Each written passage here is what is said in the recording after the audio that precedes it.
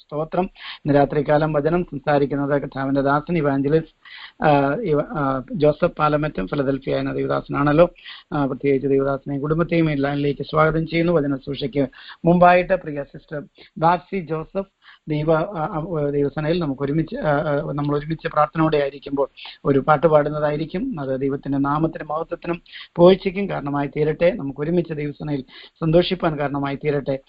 പ്രിയ സഹോദരിയെ പാട്ട് പാടുന്നതിനായിട്ട് ലൈനിലേക്ക് ക്ഷണിക്കും. സ്തോത്രം. കേൾക്കാമോ? കേൾക്കാം.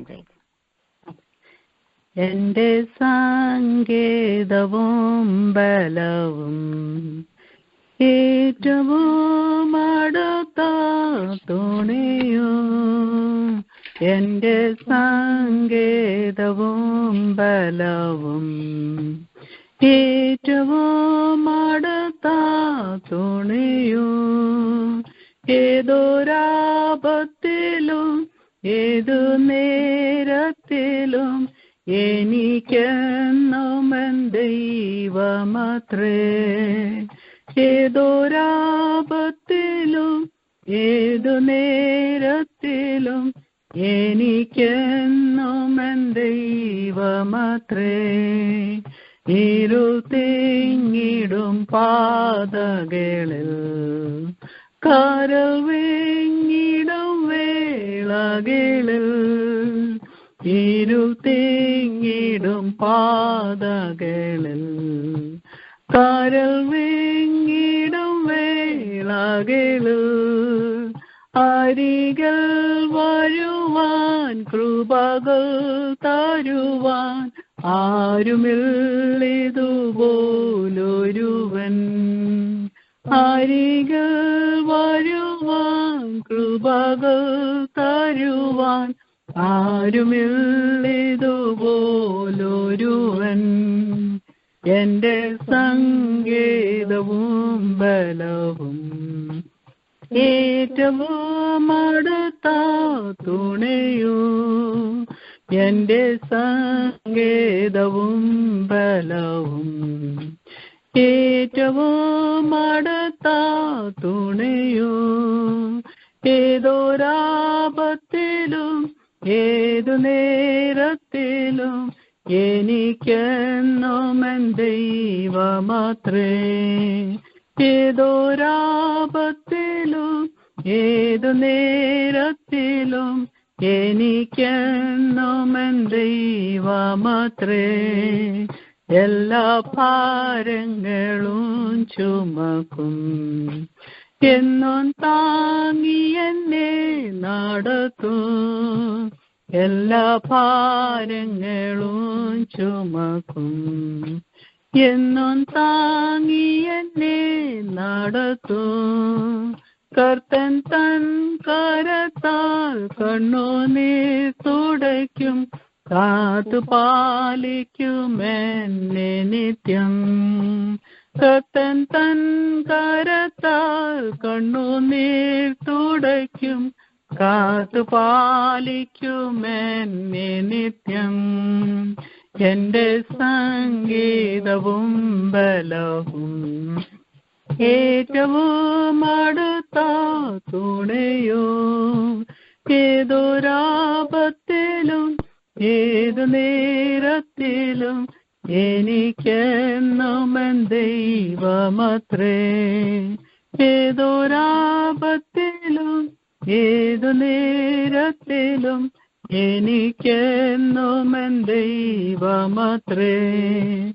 ഇത്ര നല്ലവനാം പ്രിയനേ, ഇത്രയിൽ രുചിച്ചറിവാൻ. ഇത്ര നല്ലവനാം പ്രിയനേ, ഇത്രയിൽ രുചിച്ചറിവാൻ. ഇടയാനതിനാൽ ഒടുവിൽ വഴിയും ഇനി എനിക്കെന്നും താൻ മതിയാം. ഇടയായതിനാൽ ഒടുവിൽ വഴിയും ഇനി എനിക്കെന്നും താൻ മതിയാം. എന്റെ സങ്കേതവും ബലവും ഏറ്റവും അടുത്ത തുണയോ, ഏതൊരാപത്തിലും ഏതു നേരത്തിലും എനിക്കെന്നും എൻ ദൈവമത്രേ. ഏതൊരാപത്തിലും ഏതു നേരത്തിലും എനിക്കെന്നും എൻ ദൈവമത്രേ. എന്നെ തന്നരികിൽ ചേർക്കുവാൻ എത്രയോ വേഗം വന്നിടും താൻ. എന്നെ തന്നരികിൽ ചേർക്കുവാൻ എത്രയോ വേഗം വന്നിടും താൻ. പുത്തനാം ഭവനം എത്തി വിശ്രമിപ്പാൻ ആർത്തിയോടെ ഞാൻ കാത്തിരിപ്പും. പുത്തനാം ഭവനം എത്തി വിശ്രമിപ്പാൻ ആർത്തിയോടെ ഞാൻ കാത്തിരിപ്പും. എന്റെ സങ്കേതവും ബലവും ഏറ്റവും അടുത്ത തുണയോ, ഏതൊരാപത്തിലും ഏതു നേരത്തിലും എനിക്കെന്നും എൻ ദൈവമത്രേ. ഏതൊരാപത്തിലും ഏതു നേരത്തിലും എനിക്കെന്നും എൻ ദൈവമത്രേ.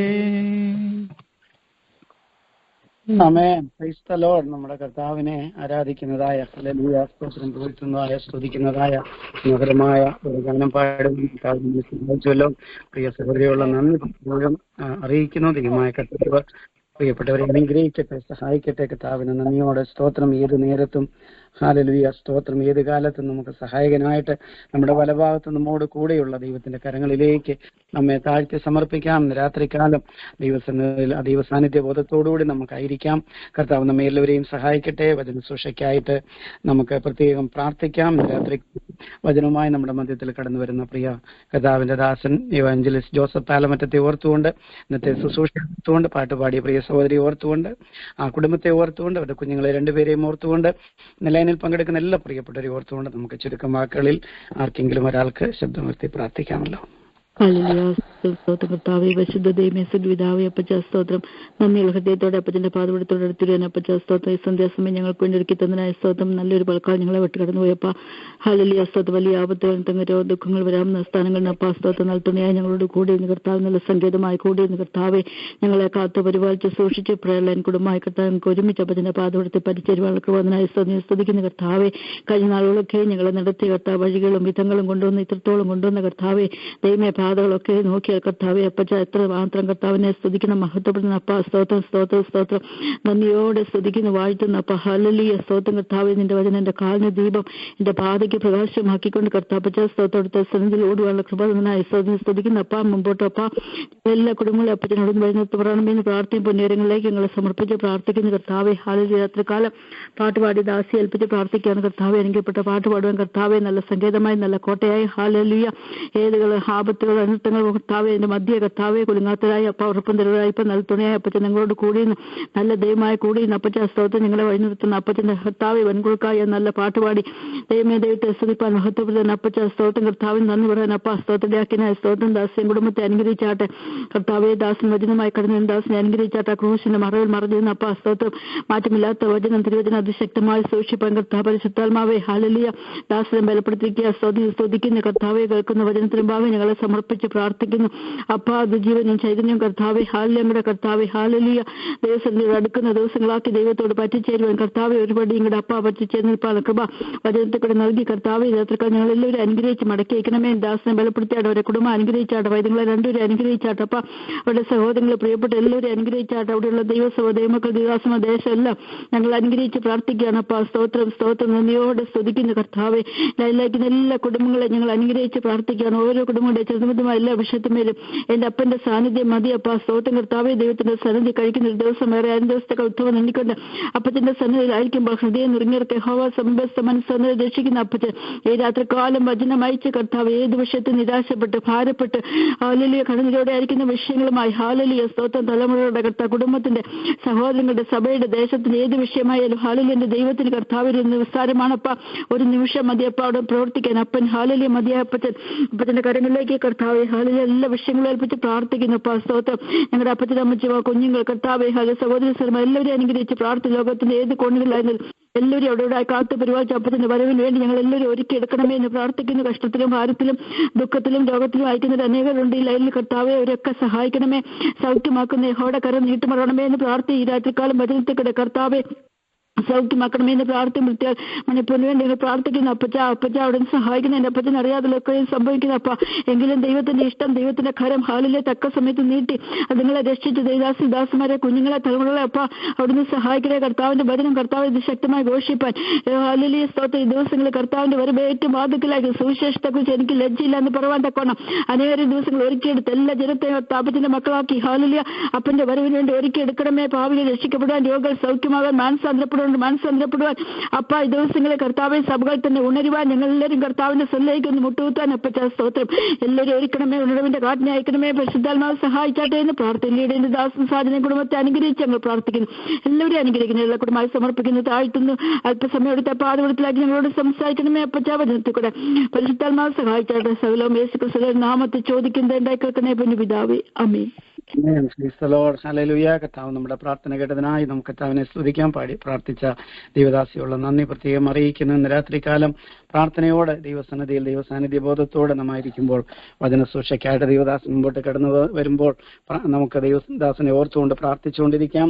രാത്രികാലം കർത്താവ് എന്നോട് സംസാരിക്കണമേ, ദൈവത്തിന്റെ ആത്മാവ് എന്നോട് ഇടപെട്ടുകൊണ്ടിരിക്കണമേ. നമുക്ക് പ്രാർത്ഥനയോടെ ദൈവസന്നിധിയിലായിരിക്കാം. വചനം നമ്മുടെ ജീവിതത്തിന് മാറ്റം വരുത്തുവാൻ തക്കോണം, ജീവിതത്തിന് ഒരു അനുഗ്രഹമായിരിക്കാൻ തക്കോണം. മാത്രമല്ല തുടർന്നുള്ള നാളുകളിൽ ഇത് യൂട്യൂബിലൊക്കെ കേൾക്കുന്ന അനേകരെ അതുമൂലം വിടുതൽ പ്രാപിപ്പാൻ തക്കോണം ദൈവത്തിന്റെ പരിശുദ്ധാത്മാവ് പ്രവർത്തിക്കട്ടെ. ഈ സമയത്ത് വചന സൂക്ഷിക്കായിട്ട് കർത്താവിന്റെ ദാസൻ ഇവാഞ്ചലിസ്റ്റ് ജോസഫ് പാലമറ്റം അദ്ദേഹത്തെ ലൈനിലേക്ക് ക്ഷണിക്കുന്നു. കർത്താവ് നമ്മെ സഹായിക്കട്ടെ. സ്തോത്രം. കേൾക്കാമല്ലോ അല്ലേ? കേൾക്കാം. ഓക്കെ. ദൈവനാമം വാഴ്ത്തപ്പെടുമാറാകട്ടെ. ഈ നല്ല വൈകിയ വേളയ്ക്കായി ദൈവത്തെ സ്തുതിക്കുന്നു. ഈ മീറ്റിംഗിന് നേതൃത്വം നടത്താൻ ദാസൻ സാക്ചറിയാൻ, സഹോദരി ബിജി, പാട്ടുപാടിയ ബെബ്സി, ഈ പ്രാർത്ഥിച്ച ദൈവദാസി, ഈ ലൈനിലെ പ്രാർത്ഥന സഹകാരികള്, മറ്റ് ലൈനിലുള്ള എല്ലാവർക്കുമായി ദൈവത്തെ സ്തുതിക്കുന്നു. വേഗം വരുന്ന യേശു ക്രിസ്തുനാമത്തിലുള്ള സ്നേഹ വന്ദനങ്ങളെ അറിയിക്കുന്നു. ഒരു വാക്ക് പ്രാർത്ഥിച്ചുകൊണ്ട് നമുക്ക് പഠനത്തിലേക്ക് കടക്കാമല്ലോ. പരിശുദ്ധ ദൈവമേ, ഞങ്ങളുടെ സ്വർഗീയ പിതാവേ, നല്ല വൈകിയ വിളക്കായി അങ്ങേ സ്തുതിക്കുന്നു. ഇപ്രകാരം ഞങ്ങൾക്ക് ഈ ഫോൺ ലൈനിലൂടെ തിരുസനിൽ അടുത്ത് വരുവാൻ തക്കവണ്ണം അവിടെ ഞങ്ങളെ സഹായിക്കുന്നല്ലോ. അനേക വിഷയങ്ങളോട് പ്രാർത്ഥിച്ചൊക്കെ അവിടെ ശ്രദ്ധ വിറ്റുകെട്ടികൾ സ്തോത്രം. അതിനൊക്കെ ദൈവത്തിന്റെ കരം പ്രവർത്തിക്കുമാറാണമേ. പാടി അങ്ങേ ആരാധിപ്പാൻ ഞങ്ങളെ സഹായിച്ചല്ലോ, പ്രാർത്ഥിക്കുവാൻ അവിടുന്ന് കൃപ ചെയ്തല്ലോ. പിന്നെ തിരുസനിൽ ദൈവത്തിന്റെ വചനത്തിന് മുമ്പാകെ ഞങ്ങളായിരിക്കുമ്പോൾ അവിടുത്തെ ആത്മാവ് ഞങ്ങളെ സഹായിക്കുമാറാണമേ. ദൈവത്തിന്റെ ആത്മാവിനാൽ എഴുതപ്പെട്ട വചനം ദൈവത്തിന്റെ ആത്മാവിനാൽ അത് സഹായത്തോടെ പഠിപ്പാൻ തക്കണം ഞങ്ങളെ സഹായിക്കണമേ. ആ ദൈവത്തിന്റെ വചനം ഞങ്ങൾക്ക് എല്ലാവർക്കും ഒരുപോലെ അനുഗ്രഹമായി തിരുവനന്തപുരം അവിടെ ഇരയാക്കണമേ. ആ വചനം ദൈവമേ എല്ലാവരുടെ ഉള്ളങ്ങോട് സംസാരിച്ചുകൊണ്ടിരിക്കുമാറാണമേ. ആ വചനം ഞങ്ങളുടെ ജീവിതങ്ങൾ പ്രയോജനമായി തിരുവനന്തപുരം സഹായിക്കണമേ. അവിടുത്തെ സന്നിധിയിൽ ഞങ്ങളെ താഴ്മയോടെ ഏൽപ്പിക്കുന്നു. ഞങ്ങളുടെ ജീവിതത്തിലെ ആവശ്യങ്ങൾ അറിഞ്ഞ് പ്രവർത്തിക്കാൻ കഴിയുന്ന ഒരു ദൈവമാണല്ലോ ഞങ്ങൾക്കുള്ളത്. ആ ദൈവകരങ്ങൾ ഞങ്ങളെ ഏൽപ്പിക്കുന്നു. ഇന്ന് വൈകിയ സമയത്ത് അടികളോടെല്ലാം അടിയോട് സംസാരിക്കണം. കടന്ന് എല്ലാവരോടും അവിടുന്ന് സംസാരിക്കണം. അവിടുന്ന് ബലം പ്രാപിച്ച് തിരുനാമത്തിന് മാത്രം ജീവിപ്പാൻ തക്കണം. അവിടുത്തെ വചനം ഞങ്ങൾക്ക് പ്രയോജനമായി തിരുവാനിടയാക്കണമേ. തിരുവാതിയുടെ താഴ്മയോടെ ഏൽപ്പിക്കുന്നു. അവിടെ ഞങ്ങളുടെ പ്രാർത്ഥന കേട്ടിരിക്കാൻ സ്തോത്രം.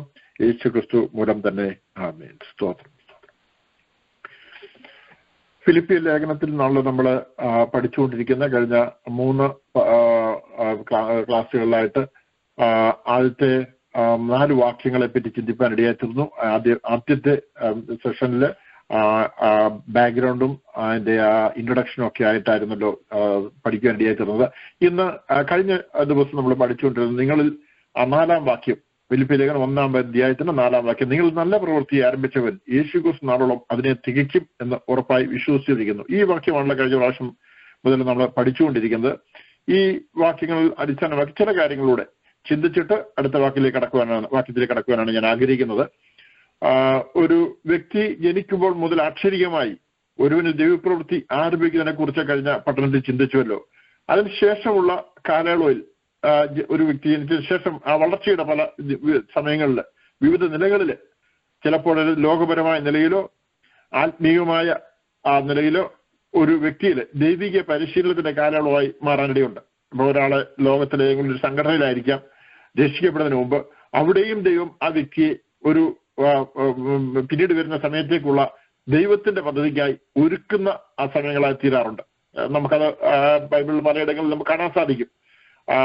ജോസഫിനെ ദൈവം പൊട്ടക്കിണറ്റിൽ നിന്നും പൊത്തിഫീറിന്റെ ഭവനത്തിൽ എത്തിച്ചിട്ട് അവിടെ ഒരു പരിശീലന പദ്ധതി ഉണ്ടായിരുന്നു. അത് തടവറയിലും തുടർന്നു. അതിനുശേഷമാണ് ഫറവോന്റെ കൊട്ടാരത്തിലേക്ക് ജോസഫിനെ കൊണ്ടുവന്നത്. എന്ന് പറഞ്ഞ പോലെ ദാവീദ് രാജാവാകുന്നതിന് മുമ്പ് ഒരു യുദ്ധവീരനായി തീർക്കേണ്ടതിന് ദാവീദിനെ പരിശീലിപ്പിച്ച് നമ്മൾ കാണുന്നുണ്ട്. അങ്ങനെ പല നിലകളിൽ നമ്മൾ ദൈവത്തിന് വേണ്ടി നോക്കാൻ സാധിക്കും. അപ്പം വരുവാനിരിക്കുന്ന ഒരു നാളിൽ ദൈവത്തിന്റെ ഒരു പദ്ധതിക്കായി ദൈവത്തിന്റെ ഇനത്തെ ഒരുക്കുന്നത് അത് രക്ഷിക്കപ്പെട്ട് വന്നതിന് ശേഷമൊന്നുമല്ല, അതിനൊക്കെ മുന്നമേ തന്നെ ദൈവത്തിന്റെ ഒരു പദ്ധതി, അതിന്റെ ഭാഗമായി ഉള്ള പരിശീലന പരിപാടി ദൈവം ആരംഭിക്കും. അതൊക്കെ നമ്മുടെ ജീവിതത്തിലെ അനുഭവമാണ്. എന്റെ ജീവിതത്തിലെ അനുഭവമാണ് അതൊക്കെ. ഒരു ദൈവത്തിൻ്റെതായ പദ്ധതികൾ, അതിന് പ്രകാരമുള്ള പരിശീലനങ്ങൾ, പിന്നീട് അതിന്റെ ബെനിഫിറ്റ് നമ്മൾ ദൈവനാമവാദത്തിനായി നിൽക്കുമ്പോൾ അതിന്റെ ബെനിഫിറ്റ് നമുക്ക് കണ്ടറിഞ്ഞ് അത് നമുക്ക് പ്രയോജനപ്പെടുത്താനിടയായി തീർന്നൊക്കെ നമ്മുടെ ജീവിതത്തിലെ അനുഭവങ്ങളായിരിക്കാൻ ദൈവത്തെ സ്തുതിക്കുന്നു. അപ്പം ആത്മീയ മേഖലയിലല്ലാതെ ലോകപരമായ കാര്യങ്ങളിൽ പോലും ഒരു വ്യക്തിക്ക് ലഭിക്കുന്ന പരിശീലനം ദൈവനാമത്തിനായി പിന്നീട് പ്രയോജനപ്പെടും. ആ വിധമായിരിക്കും ദൈവം ഒരു വ്യക്തിയെ രക്ഷിക്കപ്പെടുന്ന മുമ്പ് തന്നെ ഒരുക്കിയെടുത്തുകൊണ്ടിരിക്കുക. അപ്പോസ്തലനായ പൗലോസിന്റെ ജീവിതത്തിലും നമുക്കറിയാം, കഴിഞ്ഞ പ്രാവശ്യം നമ്മൾ ചിന്തിച്ചല്ലോ, അപ്പോസ്തലനായ പൗലോസ് പരീക്ഷന്മാരുള്ള ഒരാളായിരുന്നു. ദൈവത്തിന്റെ വചനം ആഴത്തിൽ ഗമാലിയേലിന്റെ കാൽക്കീഴിരുന്ന് പഠിച്ച വ്യക്തിയാണ്. അതൊക്കെ കർത്താവിനെ കണ്ടുമുട്ടിയപ്പോൾ തിരുവചനത്തിൽ നിന്നും മശിഹായെ പറ്റിയുള്ള നന്നായുള്ള അറിവുണ്ടായിരുന്നുകൊണ്ട് വളരെ പെട്ടെന്ന് ആ യേശുവിനെ യേശുക്രിസ്തുവിനെ തിരിച്ചറിയാൻ തക്കണം, അവർ മശിഹയെ തിരിച്ചറിയാൻ തക്കണം അപ്പോസ്തലനായ പൗലോസിന് ഇടയായി തീർന്നു എന്നുള്ളത് നമുക്ക് കാണാൻ സാധിക്കുന്നുണ്ട്. അപ്പോഴ് ഈ ലോകത്തിലായിരിക്കുന്ന ഓരോ വീണ്ടെടുക്കപ്പെട്ട ദൈവത്തെക്കുറിച്ചും ദൈവത്തിന്റെ മുന്നമേ തയ്യാറാക്കിയിട്ടുള്ള ഉന്നതമായ പദ്ധതികളുണ്ട്. അത് വിവിധ നിലകളിൽ ദൈവനാമത്തിനായി നമ്മെ ആക്കി വെച്ചിടങ്ങളില് ദൈവത്തിന്റെ ഹൃദയമായി, കരമായി, കണ്ണായി, കാലായി നിന്ന് ദൈവത്തിന്റെ ഇഷ്ടം നമ്മളോട് നിവർത്തിക്കുക എന്നുള്ളതാണ് ദൈവത്തിന്റെ പദ്ധതി. നാം താമസിക്കുന്ന സ്ഥലത്തും നമ്മുടെ കുടുംബങ്ങളിലും മിത്രാദികളുടെ മധ്യയും ജോലി സ്ഥലങ്ങളിലും ബിസിനസ്സോ മറ്റു കാര്യം ചെയ്യുന്നതിലും അല്ലെങ്കിൽ നാം ആയിരിക്കും ദൈവസഭയിലും നമ്മെ ഓരോരോ കാര്യങ്ങൾക്കായി മറ്റു സ്ഥലങ്ങളിലേക്ക് അയക്കുന്നിടങ്ങളിലും ദൈവത്തിന് നമ്മളോട് പല കാര്യങ്ങൾ ചെയ്തെടുക്കുവാനുണ്ട്. ഹല്ലേലൂയ. അത് ആത്മാക്കളുടെ വിടുതലാകാം, സൗഖ്യമാകാം, ആശ്വാസമാകാം, സഹായം ചെയ്യുന്നതാകാം. അപ്പം ഓരോ ദിവസവും ദൈവത്തിന് നമ്മെക്കുറിച്ച് ആലോചന അറിഞ്ഞിട്ട് മുൻപോട്ട് പോകുന്നവർക്ക് ദൈവനാമത്തിന് മഹത്വത്തിനായി നല്ല ഫലം പുറപ്പെടുവിക്കാൻ കഴിയും എന്നുള്ളത് നമുക്ക് മനസ്സിലാക്കാൻ സാധിക്കും. അപ്പൊ ആ ദൈവപ്രവൃത്തിയിൽ മുന്നോട്ട് പോയിട്ടാണ് ദൈവീയ പദ്ധതിയുടെ പൂർത്തീകരണം ഒരുവിനും സംഭവിക്കുന്നത്. നമ്മൾ തുടങ്ങിയത് ദൈവത്തിന് നമ്മളുള്ള പ്രവൃത്തി. അപ്പം ദൈവിക ഉദ്ദേശത്തോടെ അല്ലാതെ ദൈവം ആരെയും വെറുതെ വിളിച്ചിട്ടില്ല. എഫെസ്യത്തിൽ വായിക്കുന്ന പോലെ വിളിയാനുള്ള ആശ ഇന്നും തിരിച്ചറിഞ്ഞ് പ്രവർത്തിക്കാൻ നമുക്ക് ഇടയാക്കിരണം.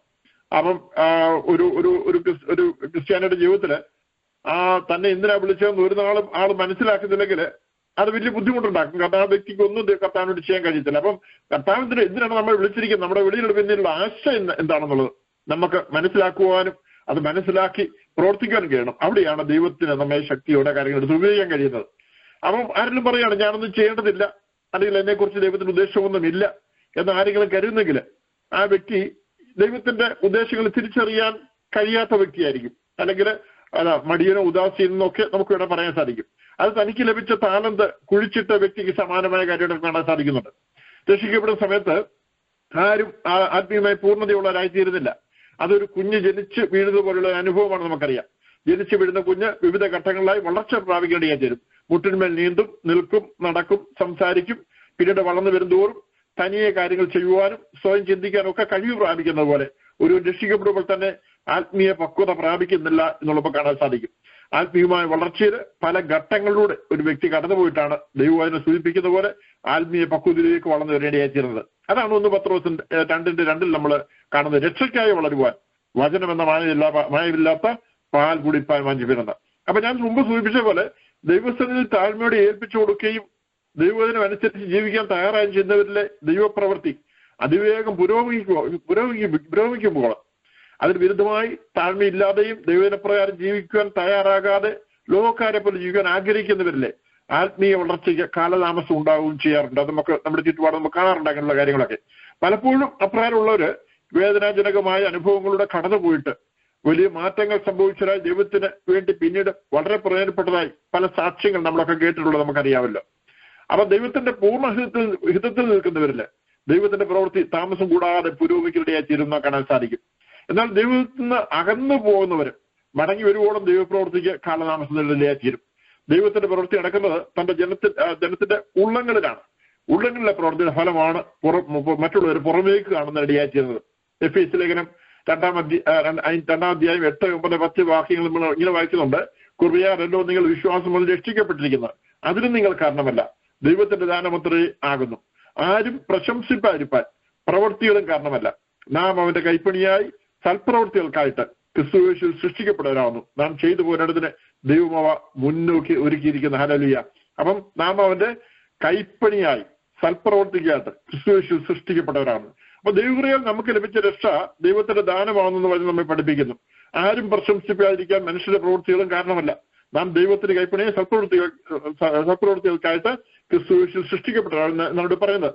അപ്പൊ നമ്മളിലൂടെ സൽപ്രവൃത്തികൾ ഉണ്ടാകുവാനും അങ്ങനെ ആ സൽപ്രവൃത്തികൾ കാണുകയും അനുഭവിക്കുകയും ചെയ്യുന്നവര് കർത്താവിനെ അറിയുവാനും ദൈവനാമത്തെ മഹത്വപ്പെടുത്താൻ ഇടയായിത്തീരണം.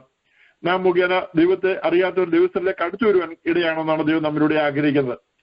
1 തെസ്സലോനിക്കർ ലേഖനം അതിന്റെ 5-ാം അധ്യായം 21 മുതൽ 24 വാക്യം ഇങ്ങനെയാണെന്ന് വായിക്കുന്നത്. സകലവും ശോധന ചെയ്ത് നല്ലത് മുറുകെ പിടിപ്പി, സകല വിധ ദോഷവും വിട്ടകലവി, സമാധാനത്തിന്റെ ദൈവം നിങ്ങളെ മുഴുവനും ശുദ്ധീകരിക്കുമാറാകട്ടെ. നിങ്ങളുടെ ആത്മാവും പ്രാണനും ദേഹവും അശേഷം നമ്മുടെ കർത്താവായ യേശു ക്രിസ്തുവിന്റെ പ്രത്യക്ഷതയിൽ അനന്യമായി വെളിപ്പെടുമെണ്ണം കാക്കപ്പെടുമാറാകട്ടെ. നിങ്ങളെ വിളിക്കുന്നവൻ വിശ്വസ്തനാകുന്നു, അവനത് നിവർത്തിക്കും എന്ന് നമ്മൾ വായിക്കുന്നത്. ഇവിടെ നാം ചെയ്യേണ്ട കാര്യങ്ങൾ പറഞ്ഞത് സകലവും ശോധന ചെയ്ത് നല്ലത് മുറുകെ പിടിക്കണം, സകലവിധ ദോഷവും വിട്ടകരണം. നമ്മെ വിളിച്ച വിശ്വസ്തനായ ദൈവം നമ്മിൽ തുടങ്ങിയ പ്രവൃത്തി അതിന്റെ പൂർത്തീകരണത്തിലേക്ക് ദൈവം കൊണ്ടിടയായി തീരും. ഹല്ലേലൂയ. 4-ാം വാക്യത്തിൽ യേശുക്രിസ്തു നാളോളം, ഫിലിപ്പിയ ലേഖനം 1-ാം അധ്യായം 4-ാം വാക്യത്തിൽ യേശുക്രിസ്തു നാളോളം അതിനെ തികയ്ക്കും എന്ന് നാം വായിക്കുന്നു. യേശുക്രിസ്തു നാൾ എന്നതിന്റെ തുടക്കം 1 തെസ്സലോനിക്കർ ലേഖനം 4:16 കാണുന്ന ഉൽപ്രാവണം, ആ സംഭവത്തോടെയാണ് കഴിഞ്ഞ ക്ലാസ്സിൽ സൂചിപ്പിക്കുകയായി തീർന്നല്ലോ.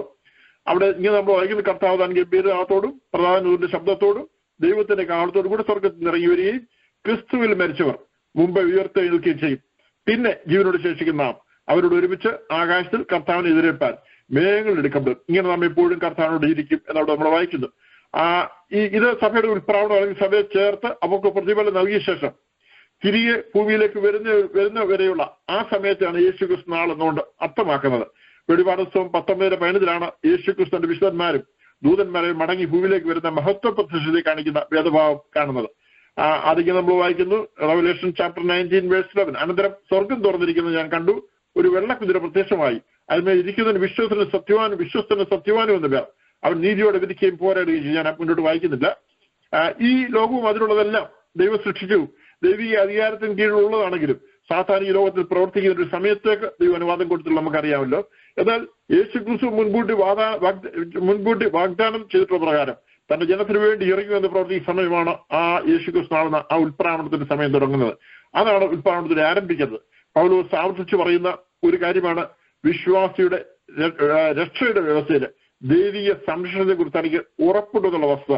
അതാണ് പൗലോസ് പറയുന്നത്. നിങ്ങൾ നല്ല പ്രവൃത്തി ആരംഭിച്ചവൻ അതിനെ തികയ്ക്കും. അത് ഉറപ്പുള്ളൊരു കാര്യമാണ്, സംശയത്തോടെ കാണുന്ന ഒരു കാര്യമല്ല. നമ്മൾ പ്രവൃത്തി ആരംഭിച്ച ആ ദൈവം അതിനെ തികയ്ക്കും. ഹല്ലേലൂയ. 1 കൊരിന്ത്യർ ലേഖനം 1-ാം അധ്യായം 7-8 വാക്യങ്ങളിൽ ഇങ്ങനെ നമ്മൾ വായിക്കുന്നത്, ഇങ്ങനെ നിങ്ങൾ ഒരു കൃപാവരത്തിലും കുറവില്ലാത്തവരായി നമ്മുടെ യേശുക്രിസ്തുവിന്റെ പ്രത്യക്ഷത കാത്തിരിക്കുന്നു. നമ്മുടെ കർത്താവ് യേശുക്രിസ്തു നാളിൽ കുറ്റമില്ലാത്തവരായിരിക്കേണ്ടതിന് അവൻ നിങ്ങളെ അവസാനത്തോളം ഉറപ്പിക്കും. അപ്പം യേശുക്രിസ്തുവിന്റെ നാളിൽ കുറ്റമില്ലാത്തവരായിരിക്കേണ്ടതിന് അവൻ നിങ്ങളെ അവസാനത്തോളം ഉറപ്പിക്കും. അപ്പൊ അത് ആ കർത്താവ് ചെയ്യുന്നൊരു കാര്യമാണ്. അവിടെ നമ്മൾ ദൈവത്തിൽ വിശ്വാസത്തോടെ സേവിക്കുമ്പോൾ ദൈവത്തിന്റെ ഭാഗത്ത് ദൈവം ചെയ്യുന്ന കാര്യങ്ങൾ അതൊക്കെ. ഈ ഭാഗത്തും പൗലോസ് പറയുന്ന നമ്മുടെ കർത്താവ് യേശുക്രിസ്തു നാളിൽ കുറ്റമില്ലാത്തവരായിരിക്കേണ്ടതിന് അവൻ നിങ്ങളെ അവസാനത്തോളം ഉറപ്പിക്കും. രക്ഷയെക്കുറിച്ച് നമുക്കറിയാം, ഭൂതകാല രക്ഷയെന്നും വർത്തമാനകാല രക്ഷയെന്നും ഭാവികാല രക്ഷയും നമുക്ക് പറയാൻ സാധിക്കും. രക്ഷിക്കപ്പെട്ട ഒരു വ്യക്തിയെ സംബന്ധിച്ചോളം യേശുക്രിസ്തു സ്വന്തമായി സ്വീകരിച്ചതിനാൽ രക്ഷിക്കപ്പെട്ടു എന്ന ഭൂതകാല അനുഭവത്തിലും അതുപോലെ ഇപ്പോൾ ശരീരത്തിൽ വീണ്ടെടുപ്പ് പ്രാപിച്ചിട്ടില്ലാത്തതിനാൽ അനുദിനം വിശുദ്ധിയിൽ ക്രിസ്തുവാന്തരമുള്ള വളർച്ചയിൽ മുന്നേറിക്കൊണ്ടിരിക്കുന്നതിനാൽ വർത്തമാന കാലത്തിൽ രക്ഷിക്കപ്പെട്ടുകൊണ്ടിരിക്കുന്നുവെന്നും യേശുക്രിസ്തുവിന്റെ വരവെങ്കിൽ ശരീരത്തിന്റെ വീണ്ടെടുപ്പായ തേജസ്കരണം പ്രാപിക്കുന്നതിന് ഗ്ലോറിഫിക്കേഷൻ അതിനെ ഭാവി കാലത്തുള്ള ബന്ധത്തിൽ രക്ഷിക്കപ്പെടുമെന്ന് നമുക്ക് പറയാൻ സാധിക്കും. അപ്പൊ നമ്മൾ ഈ ദിവസങ്ങളിൽ നമ്മൾ ആയിരിക്കുന്നത് രക്ഷിക്കപ്പെട്ടുകൊണ്ടിരിക്കുന്നു എന്ന് പറയുന്ന ആ സയന്റിഫിക്കേഷൻ പ്രോസസ്സിലൂടെ മുന്നോട്ട് പോയിക്കൊണ്ടിരിക്കുകയാണ്. ഇനിയും എത്രയും അല്പകാലം കഴിഞ്ഞ് വരുമെന്ന് വായിക്കുന്നത് പോലെ കർത്താവിന്റെ വരവ് ആസ്പന്നമായിരിക്കുന്നല്ലോ. ഏറെ പ്രത്യാശയോടെ നമ്മൾ കാത്തിരിക്കുന്ന കർത്താവിന്റെ വരവെങ്കിൽ നമ്മുടെ ശരീരത്തിന്റെ വീണ്ടെടുപ്പായ തേജസ്കരണം പ്രാപിക്കും. അന്ന് നമ്മൾ അവൻ ഇരിക്കുന്ന പോലെ കാണുമെന്ന കർത്താവ് ആയിരിക്കുന്ന പോലെ നമ്മളും കാണുമെന്ന നമ്മളെയും കാണുമെന്ന് നമ്മൾ വായിക്കുന്നത്. അപ്പം ആ ഒരു കാലത്തിലേക്ക് നമ്മൾ അടുത്തുകൊണ്ടിരിക്കുന്നു. അതിനായി നമുക്ക് ദിവസങ്ങളിൽ പിന്നെയും പ്രത്യാശയോടെ കാത്തിരിക്കാം. അതിനായി ദൈവം നമ്മെ ഒരുക്കി സഹായിക്കുകയും ചെയ്യുമാറാട്ടെ. എബ്രായ ലേഖനം 12-ാം അധ്യായം 2-ാം വാക്യത്തിൽ ഇങ്ങനെ വായിക്കുന്നുണ്ട്, വിശ്വാസനായനും പൂർത്തി വരുത്തുന്നതിനായ യേശു ഹല്ലേലൂയ author and finisher of our faith, അല്ലെങ്കിൽ the founder and perfecter of our faith. മറ്റൊരു ട്രാൻസ്ലേഷൻ പറയുന്നത് the pioneer and perfecter of faith. നമ്മുടെ മഹത്വത്തിന്റെ പ്രത്യാശാകേന്ദ്രമായ യേശുവിലേക്ക് നോക്കുവാന് നമ്മെ ആഹ്വാനം ചെയ്യുന്ന വേദഭാഗമാണ് എബ്രായർ 12-ാം അധ്യായം. യേശുവാണ് നമ്മുടെ വിശ്വാസത്തിന്റെ നായകൻ. യേശുവിനാണ് നമ്മുടെ ദൃഷ്ടികൾ ഉറപ്പിക്കേണ്ടത്. യേശുവാണ് നമ്മുടെ ക്രിസ്തീയ ജീവിതത്തിന്റെ പൂർത്തീകരണത്തിലേക്ക് അതുപോലെ നിത്യതയിലേക്കും നമ്മളെ നടത്തുന്നത്. നാം പിൻചെല്ലുന്നത് നമ്മുടെ വിശ്വാസനായകനും പൂർത്തീകരണത്തിനുമായ യേശുവിനെയാണ്. ഹല്ലേലൂയ. ആ യേശു ക്രിസ്തു കാണിച്ചെന്ന മാതൃകയാണ് നാം പിൻപറ്റേണ്ടത്. ഹല്ലേലൂയ. ഫിലിപ്പിയ ലേഖനം 1-ാം അധ്യായം 5-6 വാക്യങ്ങളിൽ നമ്മൾ പഠിച്ചു വരുന്നതിന്റെ അടുത്ത 4-ാം വാക്യമാണല്ലോ പഠിച്ചുകൊണ്ടിരുന്നത്. 5-6 വാക്യങ്ങളിൽ 1-ാം നാൾ മുതൽ ഇതുവരെയും സുവിശേഷ ഘോഷത്തിൽ നിങ്ങൾക്കുള്ള കൂട്ടായ്മ നിമിത്തം ഞാൻ നിങ്ങളെ ഓർക്കുമ്പോഴൊക്കെയും എന്റെ ദൈവത്തിന് സ്തോത്രം ചെയ്ത് നമ്മുടെ വായിക്കുന്ന. ഹല്ലേലൂയ. ഫിലിപ്പിയ സഭയുടെ മാതൃകാപരമായ പ്രവൃത്തിയെ പൗലോസിലൂടെ പ്രശംസിക്കുകയാണ്. ഫിലിപ്പിയിലെ വേലയുടെ ആരംഭം മുതൽ ഇന്നോളം സുവിശേഷ ഘോഷത്തിൽ അവരുടെ താല്പര്യവും പങ്കാളിത്തവും അവർ ചെയ്ത സാമ്പത്തിക സഹായത്തിലൂടെ എല്ലാം വെളിപ്പെടുത്തപ്പെട്ടിരിക്കുന്ന കാര്യങ്ങളാണ്.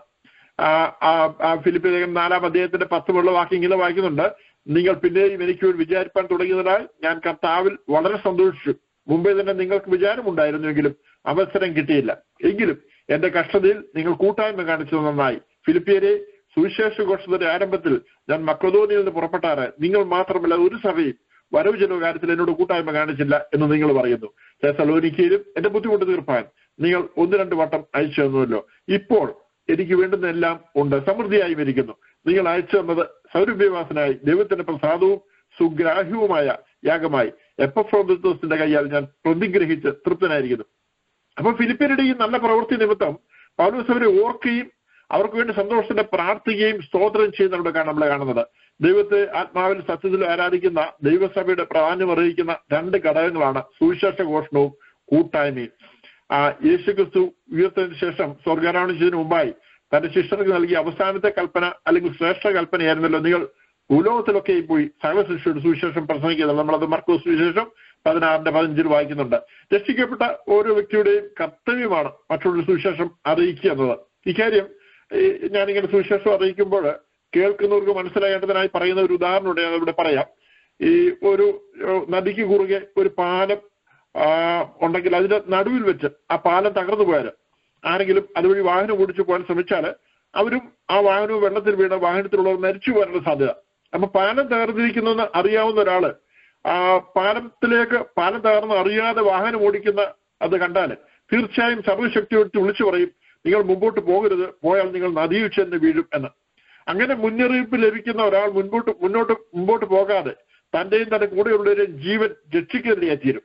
ഇത് തന്നെയാണ് നിങ്ങൾ ഭൂലോകത്തിലൊക്കെ സുവിശേഷം പ്രസംഗിക്കുക എന്ന യേശുക്രിസ്തുവിന്റെ കൽപ്പനയുടെ പൊരുളാക്കി നമുക്ക് കാണാൻ സാധിക്കുന്നത്. നിങ്ങൾ ഇപ്പോൾ പോകുന്നതിൽ മുന്നോട്ട് പോയാൽ നിങ്ങൾ നിത്യ നരകത്തിൽ ചെന്ന് വീഴും. അതുകൊണ്ട് നിങ്ങൾ ഇങ്ങനെ മുന്നോട്ട് പോകരുത്, വഴിമാറി നിത്യജീവനിലേക്കുള്ള വഴിയെ പോവുക. ഇതാണ് സുവിശേഷം പറയുമ്പോൾ സംഭവിക്കുന്നത്. ഹല്ലേലൂയ. പാപത്തിലൂടെ സഞ്ചരിക്കുന്ന വ്യക്തികൾ ആ പാപത്തിന്റെ വഴി വിട്ട് നിത്യജീവികളിലേക്കുള്ള കർത്താവിന്റെ മാർഗത്തിലേക്ക് വഴിതിരിഞ്ഞ് മാറിപ്പോകുന്നതാണ് ആ സുവിശേഷത്തിന്റെ പറയുന്നതിലൂടെ സംഭവിക്കുന്നത്. ഹല്ലേലൂയ. അപ്പൊ സുവിശേഷം അറിയിക്കുന്ന വ്യക്തി കർത്താവിന്റെ കൽപ്പന പ്രമാണിക്കുന്നു എന്നല്ലാതെ അവിടെ അറിയിക്കുന്ന വ്യക്തിയുടെ കഴിവോ ഭാഷാ പരിചയമോ സമൂഹത്തിലെ സ്ഥാനമോ സാമർഥ്യമോ ഒന്നും അവിടെ പ്രസക്തമല്ല. നമുക്കറിയാം സുവിശേഷം ഒരു ദൂതുവാഹി മാത്രമാവുന്നു എന്നുള്ളതാണ് യാഥാർത്ഥ്യം. അതാണ് നീ ആരാകുന്നു എന്ന് യോഹന്നാൻ സ്നാപകനോട് ചോദിച്ചപ്പോൾ മരുഭൂമിയിൽ വിളിച്ച ഒരു ശബ്ദം എന്ന മറുപടി പറയുന്നത്. സുവിശേഷം അറിയിക്കുമ്പോൾ അതൊരു വലിയ വൃക്ഷം വെട്ടിയിടുന്നതിന് സമാനമായി പറയാറുണ്ട്. ചിലർ വന്ന് വൃക്ഷത്തിന്റെ ചൂട് വെട്ടുംതോറും അതിന്റെ ചൂടിലെ തടിയുടെ വണ്ണം കുറഞ്ഞുകൊണ്ടേയിരിക്കും. അങ്ങനെ പലരും വന്ന് വെട്ടുകന്ന് ഇരിക്കുക. എന്നാൽ അവസാനത്തെ ആ അല്പഭാഗത്തും തൈഭാഗം നിൽക്കുമ്പോൾ അവസാനത്തെ വെട്ടുന്നയാൾ വെട്ടുമ്പോൾ വൃക്ഷം മറിഞ്ഞു വീഴും. അതുകൊണ്ട് അവസാനത്തെ ആൾ വെട്ടിയത് കൊണ്ടാണ് മരം വീടുമെന്ന് ആർക്കും പറയാൻ കഴിയത്തില്ല. അനേകരുടെ ശ്രമഫലമാണ് അതിന്റെ പിന്നിലുണ്ടായിരുന്നത്. ഇതുപോലെയാണ് സുവിശേഷത്തിന് സംഭവിക്കുന്നത്. ഒരു വ്യക്തിക്ക് ഒരാളൊരു സുവിശേഷ ലഘുലേഖ കൊടുത്തുവെങ്കിൽ, ട്രാക്ട് കൊടുത്തുവെങ്കിൽ മറ്റൊരാൾ അതേ വ്യക്തിയോട് സുവിശേഷം പറയുകയായിരിക്കാം. ഇനിയും ഒരാൾ തന്റെ ജീവിതത്തിൽ ദൈവം ചെയ്ത ഒരു അത്ഭുത പ്രവൃത്തിയെക്കുറിച്ച് പറഞ്ഞിരിക്കാം. പിന്നെയും ഒരാൾ ദൈവം തനിക്കോ തന്റെ വേണ്ടപ്പെട്ടവർക്കോ ദൈവം നൽകിയ ഒരു അത്ഭുത സൗഖ്യത്തെക്കുറിച്ച് പറഞ്ഞിരിക്കാം. ഇക്കാര്യങ്ങളെല്ലാം ഒരു വ്യക്തിയിൽ അല്പാൽപമായി ഓരോ സമയത്തും മാറ്റങ്ങൾ കൊണ്ടുവന്നുവെന്ന് കരുതുക. പിന്നെ ആ വ്യക്തി ഒരു ദൈവശബ്ദം കേൾക്കേണ്ടിയായാൽ അതിനുശേഷം ഒരാൾ സുവിശേഷം പറയുമ്പോൾ രക്ഷിക്കപ്പെട്ടുവെങ്കിൽ അവസാനം ബന്ധപ്പെട്ടയാൾ സുവിശേഷം പറഞ്ഞുകൊണ്ട് മാത്രമല്ല ആ വ്യക്തി രക്ഷിക്കപ്പെടും. പിന്നെയോ അതുവരെയും സുവിശേഷ ബന്ധത്തിൽ ആ വ്യക്തിയുമായി ബന്ധപ്പെട്ട എല്ലാവരും ആ വ്യക്തിക്ക് മാറ്റമുണ്ടാകുന്നതിൽ ഒരു പങ്ക് വഹിക്കേണ്ടതുള്ളത് യാഥാർത്ഥ്യമാണ്. അതുകൊണ്ടാണ് ആ വ്യക്തിയിൽ ഘട്ടഘട്ടമായിട്ട് മാറ്റങ്ങളുടെ ഫലം അവസാനം കടയടച്ചുന്നത്. അതുകൊണ്ട് ഒരു സുവിശേഷ ലഘുലേഖ കൊടുക്കുവാനോ സുവിശേഷം അറിയിക്കുവാനോ ദൈവം ചെയ്ത അത്ഭുത പ്രവൃത്തിയെക്കുറിച്ച് മറ്റുള്ളവർ പറയുവാനോ ബുദ്ധിമുട്ട് അനുഭവിക്കുന്നവർക്ക് ദൈവനാമത്തിൽ ഒരു നന്മ ചെയ്യുവാനോ ഒരു മീറ്റിങ്ങിന് ഒരാളെ വിളിക്കുവാനോ ഒരു പോസ്റ്റോ പ്രസംഗമോ മറ്റാരെങ്കിലും അയച്ചു കൊടുക്കുവാനോ അവസരം ലഭിച്ചാൽ അങ്ങനെ ചെയ്യുവാന് മടിക്കരുത്. നിങ്ങൾ അറിഞ്ഞോ അറിയാതെയോ ഒരു വ്യക്തിയുടെ ജീവിതത്തിൽ വലിയ മാറ്റങ്ങൾക്ക് കാരണമായി തീരുകയാണ് എന്നാണ് യാഥാർത്ഥ്യം. ഞാൻ ഓർക്കുന്നുണ്ട്, ഒരിക്കല് ജോലി ചെയ്യുന്ന സമയത്ത് ഒരു സ്പാനിഷ് വ്യക്തിയോട് ഞാനിങ്ങനെ സുവിശേഷം പറയും. പല പ്രാവശ്യം പറയുമ്പോഴെല്ലാം ഈ വ്യക്തി ഒന്നും മിണ്ടാതെ അങ്ങ് പോകും. അവസാനം ആ വ്യക്തി രക്ഷിക്കപ്പെട്ടു. അന്ന് എന്നോട് പറഞ്ഞു, ഓരോ പ്രാവശ്യം പറയുമ്പോഴും വലിയ കുറ്റബോധമാണ് എന്റെ മനസ്സിലെ. എനിക്കൊന്നും മിണ്ടാൻ പറ്റത്തില്ല, ഞാൻ ഒരു കുറ്റബോധത്തോടെ ഞാനായിരുന്നു എന്ന് പറഞ്ഞു. അപ്പൊ ഞാൻ കരുതി ഞാൻ പറയുമ്പോഴൊന്നും മിണ്ടുന്നില്ല, അതിൻ്റെ ഒരു ഫലം ഉണ്ടാകുന്നതുകൊണ്ട് സംശയം ഉണ്ടായിരുന്നു.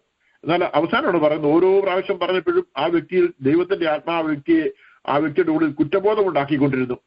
അത് അവസാനം ആ വ്യക്തി രക്ഷയിലേക്ക് നയിച്ചു.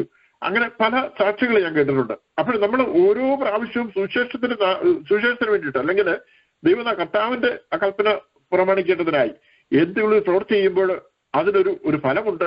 അത് നമ്മളാലല്ല ദൈവത്തിന്റെ ആത്മാവിനാൽ തന്നെ സംഭവിക്കുന്ന അറിഞ്ഞിട്ട് ആ കാര്യങ്ങളൊക്കെ പിന്നെ നമ്മൾ തുടർന്ന് ചെയ്യുവാനായി തീരണം. അവിടെ എന്തൊക്കെ സംഭവിച്ചാലും എന്തൊക്കെ എതിർപ്പുണ്ടെങ്കിലും അതിനൊക്കെ ഫലമുണ്ടായിത്തീരുന്ന സംശയമില്ല. ഞാൻ ഓർക്കുന്നുണ്ട്, സുവിശേഷം അറിയിക്കുമ്പോൾ പലപ്പോഴും ജോലിയിലൊക്കെ മുമ്പ് ജോലിയിലായ സമയത്ത് വളരെ എതിർപ്പ് പറഞ്ഞവരുണ്ട്, വഴക്കുണ്ടാക്കിയിട്ടുള്ളവരുണ്ട്.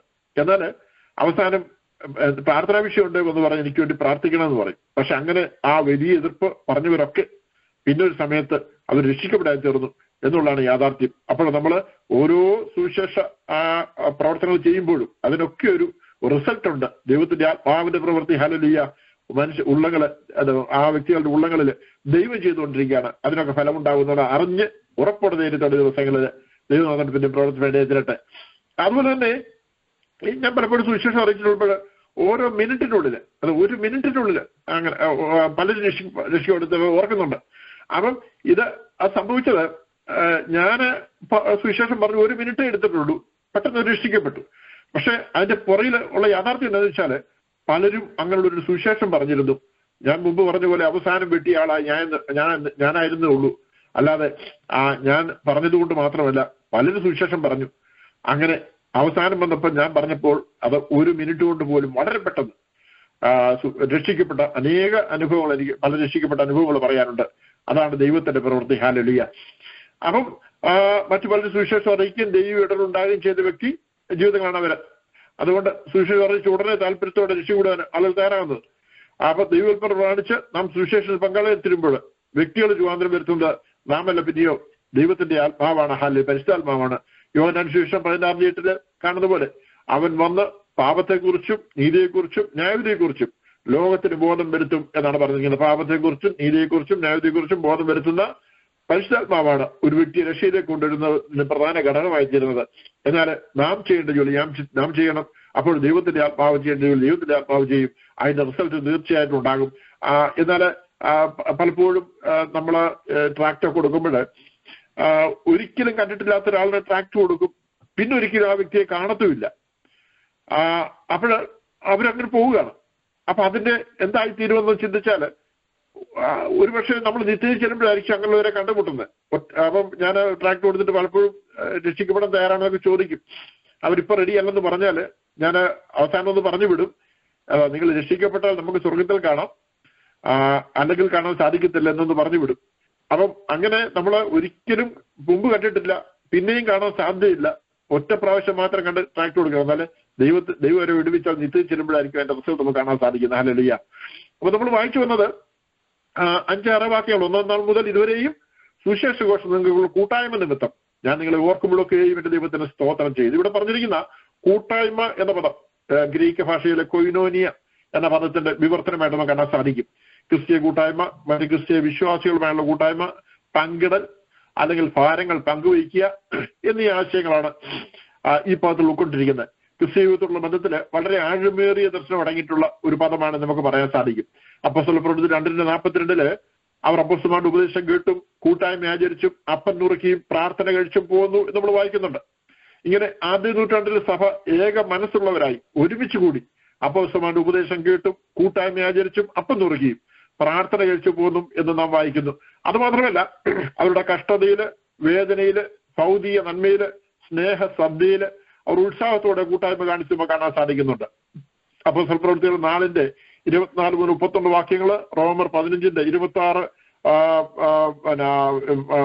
26 വാക്യം, 2 കൊരിന്ത്യർ 9:13 തുടങ്ങിയ വേദഭാഗങ്ങളിൽ കൂട്ടായ്മയെ കുറിച്ച് പറഞ്ഞിരിക്കുന്നത് കാണാൻ സാധിക്കും. ഞാൻ സമയത്തിന്റെ പരിമിതികളുകൊണ്ട് എടുത്തു വായിക്കുന്നില്ല. അപ്പൊ ദൈവത്തിലുള്ള ബന്ധത്തിൽ കൂട്ടായ്മ എന്ന പദത്തിന്റെ അർത്ഥവ്യാപ്തി വളരെ ആഴമേറിയാണെന്ന് ഞാൻ സൂചിപ്പിച്ചല്ലോ. ഇതിനോടുള്ള ബന്ധത്തിൽ ദൈവത്തിൽ പറഞ്ഞ ചില ഭാഗങ്ങളിലൊക്കെ നിങ്ങളുടെ ശ്രദ്ധ ഞാൻ ക്ഷണിക്കാം. ക്രിസ്തീയത്തില് ആത്മീയ വളർച്ച പ്രധാന ഘടകങ്ങളിലൊന്നാണ് കൂട്ടായ്മ അല്ലെങ്കിൽ കൂട്ടാളിത്വം. 2 പത്രോസ് ലേഖനം 1:4 ഇങ്ങനെ വായിക്കുന്നുണ്ട്, അവയാൽ അവൻ നമുക്ക് വിലയേറിയതും അതിമഹത്വമായ വാഗ്ദത്തങ്ങളും നൽകിയിരിക്കുന്നു. ഇവയാൽ നിങ്ങൾ മോഹത്താലുള്ള നാശം വിട്ടൊഴിഞ്ഞ് ദിവ്യ സ്വഭാവത്തിന് കൂട്ടാളികളായി തീരുവാൻ ഇടവരുന്ന. ഹല്ലേലൂയ. അപ്പം ദൈവജനം ലോകത്തില് മോഹത്താലുള്ള നാശം വിട്ടൊഴിഞ്ഞ് ദിവ്യ സ്വഭാവത്തിന് കൂട്ടാളികളായി തീരുവാൻ ഇടവരുന്നതാണ് പറഞ്ഞിരിക്കുന്നത്. അതുപോലെ ദൈവീയ കൂട്ടായ്മ, കർത്താവായ യേശുക്രിസ്തുവിന്റെ കൂട്ടായ്മ, കൃപയിൽ കൂട്ടാളിത്തം, വിശ്വാസത്തിന്റെ കൂട്ടായ്മ, സുവിശേഷത്തിന്റെ പങ്കാളിത്തം എന്നീ കാര്യങ്ങളിൽ വചനത്തിൽ നമുക്ക് കാണാൻ സാധിക്കും. ക്രിസ്തുവിനുള്ള കൂട്ടായ്മയെ കുറിച്ച് പറഞ്ഞിരിക്കുന്ന നിരവധി ഭാഗങ്ങൾ നമുക്ക് പുതിയ നിയമത്തിൽ കാണാൻ കഴിയുന്നുണ്ട്. റോമർ 6:8 നാം ക്രിസ്തുവിനോട് ഒരു മരിച്ചുവെങ്കിൽ അവനോട് ജീവിക്കും എന്ന് വിശ്വസിക്കുന്നു. 2 തിമോഥെയോസ് 2:15 നാം അവനോട് മരിച്ചുവെങ്കിൽ കൂടെ ജീവിക്കും. അപ്പൊ ആ കൂട്ടായ്മയെ പറ്റി പറഞ്ഞു വരുന്നത് സഹിക്കുന്നുവെങ്കിൽ കൂടെ വാഴും. കൊലോസ്യർ 2:12-13 വാക്യങ്ങൾ, സ്നാനത്തിൽ നിങ്ങൾ അവനോട് അടക്കപ്പെടുകയും അവനെ മരിച്ചവരിൽ നിന്ന് ഉയർത്തെഴുന്നേൽപ്പിച്ച ദൈവത്തിന്റെ വ്യാപാര ശക്തിയിലുള്ള വിശ്വാസത്താൽ അവനോട് നിങ്ങളും ഉയർത്തെഴുന്നേൽക്കുകയും ചെയ്തു. അതിക്രമങ്ങളിലും നിങ്ങളുടെ ജഡത്തിന്റെ അഗ്രഹത്തിൽ മരിച്ചവരാണ് നിങ്ങളെയും അവനോട് ജീവിപ്പിച്ചു. ഈ ഭാഗങ്ങളൊക്കെ നമുക്ക് കാണുന്ന യേശുക്രിസ്തുവിന്റെ കൂട്ടായ്മ എന്നതുകൊണ്ട് ഉദ്ദേശിക്കുന്നത് ക്രിസ്തുവിനോട് ജീവിക്കുക, കഷ്ടം അനുഭവിക്കുക, മരിക്കുക, അടക്കപ്പെടുക, ഉയർത്തെഴുന്നേൽക്കുക, അവകാശം പ്രാപിക്കുക, കൂടെ വാഴുക എന്നൊക്കെയാണ്. അപ്പൊ ക്രിസ്തുവായി ഇപ്രകാരമുള്ള കൂട്ടായ്മയ്ക്കായിട്ടാണ് നാം ഓരോരുത്തരും വിളിക്കപ്പെട്ടിരിക്കുന്ന ഓർത്തിരിക്കണം. പൗലോസ് തന്റെ ജീവിതവും സൂക്ഷയും മുഖേന യേശു ക്രിസ്തുവിനോട് കൂടെ ഈ മഹത്വ സൂക്ഷിക്കുക പങ്കാളിയാകുകയായിരുന്നു. ഫിലിപ്പിയർക്ക് 3:10-11 വാക്യങ്ങളിൽ ഇപ്രകാരം വായിക്കുന്നു, അവനിൽ ഇരിക്കേണ്ടതിനും അവന്റെ മരണത്തോട് അനുഭവപ്പെട്ടിട്ട് അവരെയും അവന്റെ പുനരുത്ഥാനത്തിന്റെ ശക്തിയെയും അവന്റെ കഷ്ടാനുഭവങ്ങളുടെ കൂട്ടായ്മയെ അനുഭവിച്ചറിയേണ്ടതിനും ഇങ്ങനെ വല്ലവിധനെയും മരിച്ചതിൽ നിന്നുള്ള പുനരുത്ഥാനം പ്രാപിക്കണമെന്ന് വെച്ച് ഞാൻ അവന്റെ ജീവിതത്തെല്ലാം ഉപേക്ഷിച്ച് അവർ എന്നുണ്ട്. അപ്പം ആ യേശുക്രിസ്തുവിന്റെ കൂട്ടായ്മയെ പറ്റി അപ്പോസ്തലൻ പറഞ്ഞു വരുന്നത് അവനിൽ ഇരിക്കേണ്ടതിനും അവന്റെ മരണത്തോടും അനുഭവപ്പെട്ടിട്ട് അവനെയും അവന്റെ പുനരുത്ഥാന ശക്തിയെയും അവന്റെ കഷ്ടാനുഭവങ്ങളുടെ കൂട്ടായ്മയെയും അനുഭവിച്ചറിയേണ്ടതിനും എന്ന് നമ്മൾ വായിക്കുന്നത്. അപ്പൊ പൗലോസ് യേശുക്രിസ്തുവിന്റെ കൂടെ ഈ മഹത്വമേറിയ ശുശ്രൂഷയ്ക്ക് ഇതേ പങ്കാളിത്തമാണ് നാം ഓരോരുത്തരും ആഗ്രഹിക്കേണ്ടതും ഹല്ലേലൂയ വഹിക്കേണ്ടതും. ഹല്ലേലൂയ. അതുപോലെ കർത്തൃമേശയെ സംബന്ധിച്ച് ക്രിസ്തുവിനോടുള്ള കൂട്ടായ്മയാണെന്ന് 1 കൊരിന്ത്യർ 10:16 വായിക്കുന്നുണ്ട്. നാം അനുഗ്രഹിക്കുന്ന അനുഗ്രഹപാത്രം ക്രിസ്തുവിന്റെ രക്തത്തിന്റെ കൂട്ടായ്മയല്ലയോ? നാം നുറുക്കുന്ന അപ്പം ക്രിസ്തുവിന്റെ ശരീരത്തിന്റെ കൂട്ടായ്മയല്ലയോ എന്നാണ് പൗലോസോട് ചോദിക്കുന്നത്. അതുപോലെ പരിശുദ്ധാത്മാവിനുള്ള കൂട്ടായ്മയെ പറ്റി നമുക്കിവിടെ കാണാൻ സാധിക്കും. ദൈവനെ അനുഭവിക്കുന്ന ദിവ്യ സാന്നിധ്യവും ഒക്കെ നമ്മൾ ഫിലിപ്പിയർ 2:1-2 വാക്യങ്ങൾ വായിക്കുന്നുണ്ട്. ക്രിസ്തുവിന്റെ പ്രബോധനവും ഉണ്ടെങ്കിൽ, സ്നേഹത്തിന്റെ വല്ല ആശ്വാസവും ഉണ്ടെങ്കിൽ, ആത്മാവിന്റെ വല്ല കൂട്ടായ്മയുണ്ടെങ്കിൽ, വല്ല ആർദ്രതയും മനസ്സലിവും ഉണ്ടെങ്കിൽ നിങ്ങൾ ഏക മനസ്സുള്ളവരായി, ഏക സ്നേഹം കൊണ്ട് ഐക്യമത്യപ്പെട്ട് ഏകഭാവമുള്ളവരായി ഇങ്ങനെ എന്റെ സന്തോഷം പൂർണ്ണമാക്കുവിൻ. ഹല്ലേലൂയ. 2 കൊരിന്ത്യർ 13:14 കർത്താവ് യേശു ക്രിസ്തുവിന്റെ കൃപയും ദൈവത്തിന്റെ സ്നേഹവും പരിശുദ്ധാത്മാവിന്റെ കൂട്ടായ്മയും, ഹല്ലേലൂയ, അവിടെ പരിശുദ്ധാത്മാവിന്റെ കൂട്ടായ്മയെ പറ്റി പറഞ്ഞുതരും, നിങ്ങൾ അവരുടെ കൂടെ ഇരിക്കുമാറാകട്ടെ. പിന്നെ അതുപോലെ വിശുദ്ധന്മാർ തമ്മിലുള്ള കൂട്ടായ്മയെ പറ്റി ദൈവത്തിന് ഓർപ്പിക്കുന്നുണ്ട്. വിശുദ്ധന്മാർ തമ്മിലുള്ള കൂട്ടായ്മ വളരെ പ്രധാനപ്പെട്ട ഒന്നാണ്. ക്രിസ്തു ജീവിതം എന്നത് ക്രിസ്തുവിനോട് കൂടെ കൂട്ടായ്മ എല്ലായ്പ്പോഴും വസിക്കുക എന്നാണ്. ഫിലിപ്പർ 4:2 കർത്താവിൽ ഏകീന്ദ്രിയോടിരിപ്പാൻ ഞാൻ യുവതിയും സുന്ദരിയും പ്രബോധിപ്പിക്കുന്നു എന്ന് കാണുന്നുണ്ട്. ഫിലമോൻ 17 ആയാൽ നീ എന്നെ കൂട്ടാളി എന്ന് കരുതുന്നുവെങ്കിൽ അവനെ എന്നെ പോലെ ചേർത്തുകൊണ്ട് നമ്മളെ വായിക്കുന്നു. 2 കൊരിന്ത്യർ 8:23 വാക്യത്തില് വിശുദ്ധരുടെ സഹായത്തിലുള്ള ധർമ്മവും കൂട്ടായ്മയും സംബന്ധിച്ച് അവർ വളരെ താല്പര്യത്തോടെ ഞങ്ങളോട് അപേക്ഷിച്ചു നമ്മൾ വായിക്കുന്നുണ്ട്. അതുപോലെ ഭൗതിക നന്മകളിലെ കൂട്ടായ്മ, തമ്മിൽ ഭാരങ്ങൾ ചുമക്കുമ്പോൾ തന്നെ സാമ്പത്തികമായ ശേഷിയുള്ളവർ ഇല്ലായ്മയാൽ ബുദ്ധിമുട്ട് അനുഭവിക്കുന്നവരുമായി പങ്കുവയ്ക്കണം ദൈവത്തിന് വേണം നമ്മൾ ഓർപ്പിക്കുന്നുണ്ട്. ഫിലിപ്പിയർ 4:15 ഇങ്ങനെ നമ്മൾ വായിക്കുന്നു, ഫിലിപ്പിയരെ സുവിശേഷഘോഷത്തിന്റെ ആരംഭത്തിൽ ഞാൻ മക്കദോനിൽ നിന്ന് പുറപ്പെട്ടാറെ നിങ്ങൾ മാത്രമല്ല ഒരു സഭയും വരവ് ചെലവ് കാര്യത്തിൽ എന്നോട് കൂട്ടായ്മ കാണിച്ചില്ല എന്ന് നിങ്ങൾ പറയുന്നു. റോമർ 15:27 ഇങ്ങനെ വായിക്കുന്നു, അവർക്ക് ഇഷ്ടം തോന്നിയെന്ന് മാത്രമല്ല അത് അവർക്ക് കടവുമാകുന്നു. ജാതികൾ അവരുടെ ആത്മീയ നന്മകളിൽ കൂട്ടാളികളായെങ്കിൽ ഐഹിക നന്മകൾ അവർക്ക് ശുശ്രൂഷ ചെയ്യുവാൻ കടംപെട്ടിരിക്കുന്നുവല്ലോ. അപ്പൊ ദൈവം നമ്മെ പഠിപ്പിക്കുന്ന ഒരു വസ്തുതയുണ്ട്. നമുക്ക് ലഭിക്കുന്ന സാമ്പത്തിക നന്മകൾ അത് നമ്മുടെ സ്വന്തമല്ല, ദൈവത്തിന്റെ ദാനം അത്രയാകുന്നു. അതുകൊണ്ട് തന്നെ നാം സമ്പത്തുകളുടെ ഉടമസ്ഥരല്ല, പിന്നെയോ ഗൃഹ വിചാരകന്മാരത്ര, സ്റ്റുവാർഡ്സ് എന്നാണ് മനസ്സിലാക്കാൻ സാധിക്കുന്നത്. ഗൃഹവിചാരന്മാർ എന്ന നിലയിൽ നാം ദൈവം നമ്മെ ഏൽപ്പിച്ച കാര്യങ്ങൾ ചെയ്യുമ്പോൾ നാം അതിൽ വിശ്വസ്തരാണോ എന്നത് വളരെ പ്രാധാന്യമുള്ള വസ്തുതയാണ്. 1 കൊരിന്ത്യർ 4:1 നമ്മളിങ്ങനെ വായിക്കുന്നത്, ഞങ്ങളെ ക്രിസ്തുവിന്റെ ശുശ്രൂഷക്കാരും ദൈവ മർമ്മങ്ങളുടെ ഗൃഹ വിചാരകന്മാരും എന്നിങ്ങനെ ഓരോരുത്തർ എണ്ണിക്കൊള്ളട്ടെ. ഗൃഹവിചാരന്മാരിൽ അന്വേഷിക്കുന്നു അവർ വിശ്വസ്തരായിരിക്കണം എന്നത്രേ. അപ്പൊ നാം അല്പത്തിലും വിശ്വസ്തരായിരിക്കണം ദൈവം നമ്മെ കുറിച്ച് ആഗ്രഹിക്കുന്നത്. അല്പത്തിൽ വിശ്വസ്തരായവരെയാണ് ദൈവം അധികത്തിൽ വിചാരകരാക്കുന്നത്. അതുപോലെ നമ്മുടെ കൃപയ്ക്ക് കൂട്ടായ്മ എന്നുള്ള കാര്യം നമ്മൾ ഒരു എന്ത് കാണുന്നുണ്ട്. ഫിലിപ്പിയർ 1:7 വാക്യത്തില്, കൃപയിൽ എനിക്ക് കൂട്ടാളികളായ നിങ്ങളെയൊക്കെയും എന്റെ ബന്ധനങ്ങളിലും സുവിശേഷത്തിന്റെ പ്രതിവാദത്തിലും സ്വീകരണത്തിലും ഞാൻ എന്റെ ഹൃദയത്തിൽ വഹിച്ചിരിക്കുന്നുണ്ട്. അങ്ങനെ നിങ്ങൾ എല്ലാവരെയും കുറിച്ച് വിചാരിക്കുന്ന എനിക്ക് ന്യായമല്ലോ. അതുപോലെ കഷ്ടത്തിലുള്ള കൂട്ടായ്മയെ പറ്റി അപ്പോസ്തലനായ പൗലോസ് പലയിടത്തും പല ഭാഗങ്ങളായിട്ടുണ്ട്. മറ്റ് കഷ്ടങ്ങളിലായിരിക്കുന്ന ദൈവജനത്തിന്റെ കഷ്ടതകൾ സന്തോഷത്തോടെ ഏറ്റെടുക്കുകയും അത് കഷ്ടങ്ങളിലായിരിക്കുന്നവര് ബലപ്പെടുത്തുന്നതിനും ദൈവനാമത്തിനായി കൂടുതൽ ശക്തിയോടെ മുമ്പോട്ട് പോകുന്നതിനിടയായി തീർക്കും എന്നുള്ളതാണ് വസ്തുത. കഷ്ടത്തിലായിരിക്കുന്നവർക്ക് അത് ആത്മീയമോ ശാരീരികമോ ഭൗതികമോ തലമുറകളെ സംബന്ധിച്ചുള്ള എന്തുമാകട്ടെ, അവരുടെ കഷ്ടത്തിന്റെ മധ്യ തക്ക സമയത്ത് കൂട്ടായ്മയ്ക്കായി ആരെങ്കിലും വരുന്നത് അവർക്ക് വലിയ ആശ്വാസത്തിന് കാരണമായി തീരും. അതവരെ ആഴമുള്ള കുഴിയിൽ നിന്നും കരം പിടിച്ച് കരകയറ്റുന്നതിന്റെ അനുഭവമായി അവർക്കത് അനുഭവപ്പെടാനില്ല. ജീവിതത്തിൽ അതൊരു ഒരിക്കലും മറക്കാനാവാത്ത അനുഭവമായിരിക്കും യാഥാർത്ഥ്യം. എബ്രായർ 10:32-33 വാക്യം ഇങ്ങനെ വായിക്കുന്നുണ്ട്, എന്നാൽ നിങ്ങൾ പ്രകാശം ലഭിച്ച ശേഷം നിന്ദകളാലും പീഡകളാലും കൂത്തുകാഴ്ചയായി ഭവിച്ചു ആ വക അനുഭവിക്കുന്നവർക്ക് കൂട്ടാളികളായി തീർന്നു ഇങ്ങനെ കഷ്ടങ്ങളാൽ വളരെ പോരാട്ടം കഴിച്ച പൂർവ്വകാലം ഓർത്തുകൊള്ളില്ല. അപ്പൊ നിന്ദകളാലും പീഡകളാലും കൂത്തകാഴ്ചകളായി തീർന്നവര് ആദ്യ നൂറ്റാണ്ടിലും പിന്നീട് ഇക്കാലത്തിലും ലോകത്തിന്റെ പല ഭാഗങ്ങളിലും ഉണ്ട് നമുക്കറിയാം. ആ വക അനുഭവിക്കുന്നവർക്ക് കൂട്ടാളികളായി തീരുമെന്ന് പറയുമ്പോൾ നാം ഇന്ന് അപ്രകാരമുള്ളവർക്ക് വേണ്ടി പ്രാർത്ഥിക്കുകയും അങ്ങനെയുള്ളവരെ ആശ്വസിപ്പിക്കുകയും ചെയ്യാവുന്ന സഹായങ്ങളൊക്കെ ചെയ്യുമ്പോൾ നമ്മളുടെ കഷ്ടങ്ങളിൽ അവർക്ക് കൂട്ടാളികളായി തീരുന്നുള്ള യാഥാർത്ഥ്യ ഹാലലിയ. ഒരുപക്ഷെ നമ്മൾ ദൂരത്തിരുന്ന് പ്രാർത്ഥിക്കുന്നു, അവരത് അറിഞ്ഞെന്ന് വരത്തില്ല. പക്ഷെ ആത്മാവിൽ നമ്മൾ അവരുമായി ചേർന്ന് പ്രാർത്ഥിക്കുമ്പോൾ അവരുടെ കഷ്ടങ്ങൾ നമ്മൾ കൂട്ടാളികളായി തീരുകയാണ്. ദൈവത്തോടെ പ്രവർത്തിക്കുമ്പോൾ അത് ആ കൂട്ടാളിത്വത്തിന്റെ ആ റിസൾട്ട് നമുക്ക് കാണുവാൻ സാധിക്കും. ഹാലലിയ. അപ്പൊ ഈ പ്രവൃത്തി ദൈവത്തിന് പ്രസാദമുള്ളതായാൽ അതിൽ നാം വർദ്ധിച്ചു വരുന്നവരുമായി തീരണം എന്നാണ് ദൈവം നമ്മെ പറ്റി ആഗ്രഹിക്കുന്നത്. എബ്രായർക്ക് 13:15 ഇപ്രകാരമാണ് വായിക്കുന്നത്, അതുകൊണ്ട് അവൻ മുഖാന്തരം നാം ദൈവത്തിന് അവരുടെ നാമത്തെ ഏറ്റുപറയുന്ന അന്തർഫലം എന്ന സ്തോത്രയാഗം ഇടപെടാതെ അർപ്പിക്കുക, നന്മ ചെയ്യുവാനും കൂട്ടായ്മ കാണിപ്പാനും മറക്കരുത്. ഈ വക യാത്രയല്ലോ ദൈവം പ്രസാദിക്കും. അപ്പൊ ദൈവത്തെ ആരാധിക്കുന്ന ഒപ്പം തന്നെ ആവശ്യമായ കാര്യമാണ് നന്മ ചെയ്യുകയും കൂട്ടായ്മ ആചരിക്കുകയും എന്നത്. ഈ വക യാഗത്തിലല്ലോ ദൈവം പ്രസാദിക്കുന്നത് പറയുമ്പോൾ നന്മ ചെയ്യുന്നതും കൂട്ടായ്മ ആചരിക്കുന്നതും നമ്മുടെ ദൈവത്തോടുള്ള ആരാധനയും ആരാധനയുടെ ഭാഗമായി തീരുന്നത്. അപ്പൊ നമ്മള് സഭയിലൊക്കെ പോയി നമ്മൾ ആരാധിക്കുന്നവരാണ്. എന്നാൽ ഇതും ആരാധനയാണ്. നന്മ ചെയ്തും കൂട്ടായ്മയാണ് നിങ്ങൾക്ക് കാണിക്കുന്നതൊക്കെ അത് ആരാധനയുടെ ഭാഗമാണ്, അതല്ലെങ്കിൽ ആരാധനയാണ് നമുക്ക് മനസ്സിലാക്കാൻ സാധിക്കും. ഫിലിപ്പിയർക്ക് ലേഖനം 1:7 ഇങ്ങനെ വായിക്കുന്നുണ്ട്, കൃപയിൽ എനിക്ക് കൂട്ടാളികളെ നിങ്ങളെയൊക്കെയും എന്റെ ബന്ധനങ്ങളിലും സുവിശേഷത്തിന്റെ പ്രതിഭാഗത്തിലും സ്ഥിരീകരണത്തിലും ഞാൻ എന്റെ ഹൃദയത്തിൽ വഹിച്ചിരിക്കുന്നുണ്ട്. അങ്ങനെ നിങ്ങൾ എല്ലാവരെയും കുറിച്ച് വിചാരിക്കുന്ന അതാണ് അടുത്ത വാക്യം. 1:7 അപ്പോസ്തലന്റെ സുവിശേഷ ഘോഷണങ്ങളിലും ബന്ധനങ്ങളിലും കഷ്ടങ്ങളിലും പങ്കാളികളായ വിശ്വാസികൾ പൗലോസ് സുവിശേഷ പ്രവർത്തനങ്ങളുടെ മധ്യേ തനിക്ക് ലഭിച്ച ദൈവകൃപയ്ക്കും പങ്കാളിയാൽ തീരുകയായിരുന്നു. ഹല്ലേലൂയ. പൗലോസിന്റെ കഷ്ടങ്ങളുടെ പങ്കാളിത്തം അവർ വെളിപ്പെടുത്തിയത് അഭിനന്ദനീയമായ കാര്യമാണ്. ദൈവനാമത്തിന് വേണ്ടി നിൽക്കുന്നവരുടെ കഷ്ടങ്ങളിൽ നാം പങ്കാളികളായി തീരേണ്ടതാണ്. ഹല്ലേലൂയ. അത് അത്യാവശ്യമായ കാര്യമാണ്. ആ പങ്കാളിത്തം കഷ്ടങ്ങളിലായിരിക്കുന്നവർ, കഷ്ടങ്ങളുടെ മധ്യേ തന്നെ അവരറിയുന്നത് കഷ്ടങ്ങളിലായിരിക്കുന്നവർക്ക് ആശ്വാസത്തിനും ധൈര്യത്തിനും ഉറപ്പോടെ മുമ്പോട്ട് പോകേണ്ടതിനും കാരണമായി തീരും. ഹല്ലേലൂയ. 1 കൊരിന്ത്യർക്ക് ലേഖനം 15:58 നമുക്ക് വളരെ പരിചിതമായ ഭാഗമാണ്.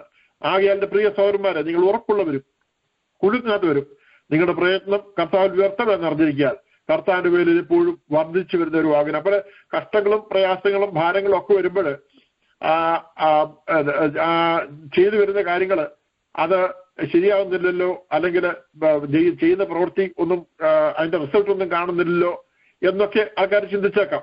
ദൈവനാമത്തിനോട് ചെയ്തിട്ട് ഒന്നും കാര്യങ്ങൾ ശരിയാവുന്നില്ലല്ലോ എന്നൊക്കെ ചിന്തിച്ചേക്കാം. എന്നിവിടെ പറഞ്ഞിരിക്കുന്നത് ആകെ എന്റെ പ്രിയ സഹോദരന്മാരെ, നിങ്ങൾ ഉറപ്പുള്ളവരായിരിക്കണം. അതപ്പോ ജീവിതത്തിൽ നമ്മൾ ഉറപ്പില്ലാത്തവരാക്കി തീർക്കത്തക്കമുള്ള ശത്രുവിൻ്റെതായ തന്ത്രങ്ങളും ലോകത്തിന്റെ സമ്മർദ്ദങ്ങളും ഒക്കെ ഏറി വന്നിരിക്കാം. എന്നാൽ അതിന്റെ എല്ലാം മധ്യത്തിലും പറഞ്ഞ സഹോദരന്മാരെ, നിങ്ങൾ ഉറപ്പുള്ളവരും പിന്നെ പറഞ്ഞ് കുലുങ്ങാത്തവരും, ഒന്നും കൊണ്ടും കുലുങ്ങാത്തവരും, കുലുങ്ങി പോകത്തക്കമുള്ള സാഹചര്യങ്ങൾ നമ്മുടെ ചുറ്റുപാടും ഉണ്ടായിരുന്നിരിക്കാം. എന്നാൽ അതിന്റെ മധ്യത്തിലും ഉറപ്പുള്ളവരും കുലുങ്ങാത്തവരും. എന്നിട്ട് പറഞ്ഞ് നിങ്ങളുടെ പ്രയത്നം കർത്താവിൽ വ്യർത്ഥമല്ല എന്ന് അറിഞ്ഞിരിക്കുക. അപ്പൊ നമ്മൾ ചെയ്യുന്ന പ്രയത്നം കർത്താവിൽ വ്യർത്ഥമല്ലെന്ന് അറിഞ്ഞിരിക്കുകയല്ല. ഞാനത് മുമ്പേ ഞാൻ സൂചിപ്പിച്ചത്, നമ്മൾ സുവിശേഷം അറിയിക്കുന്നു അല്ലെങ്കിൽ ദൈവത്തിന് എന്തെങ്കിലും ചെയ്യുന്നു, അതിന്റെ റിസൾട്ട് നമ്മുടെ കൺമുമ്പിൽ അപ്പോൾ കണ്ടെന്നു വരുന്നില്ല. പക്ഷേ ദൈവത്തിന് വരെ പറയുന്നു അതൊന്നും വ്യർത്ഥമല്ല, അതിനൊക്കെ ഒരു റിസൾട്ട് ഉണ്ട്. ഹല്ലേലൂയ. നിങ്ങളുടെ പ്രയത്നം കർത്താവിൽ വ്യർത്ഥമല്ലെന്ന് അറിഞ്ഞിരിക്കാൻ കർത്താവിന്റെ പേരിൽ എപ്പോഴും വർദ്ധിച്ചു വരുന്നവരാകണം. അപ്പോൾ ദൈവനാമത്തിന് വേണ്ടി ചെയ്യുന്നൊക്കെയും അത് ദൈവത്തിന് പ്രസാദമുള്ള കാര്യമാണെന്നും അതിനൊക്കെയും റിസൾട്ട് ഉണ്ടെന്നും അത് മുഖാന്തരം ദൈവനാമം മഹത്വം കൊടുക്കുന്നു, അത് മുഖാന്തരം അനേകം കർത്താവിന്റെ സന്നിധിയിലേക്ക് അടുത്തു വരുമെന്ന് പറഞ്ഞിട്ട് നമ്മൾ ചെയ്യുന്ന പ്രവൃത്തിയിൽ പിന്നെയും നമ്മൾ വർദ്ധിച്ചു വരണമെന്ന ദൈവം നമ്മെ പറ്റി ആഗ്രഹിക്കുന്നത്.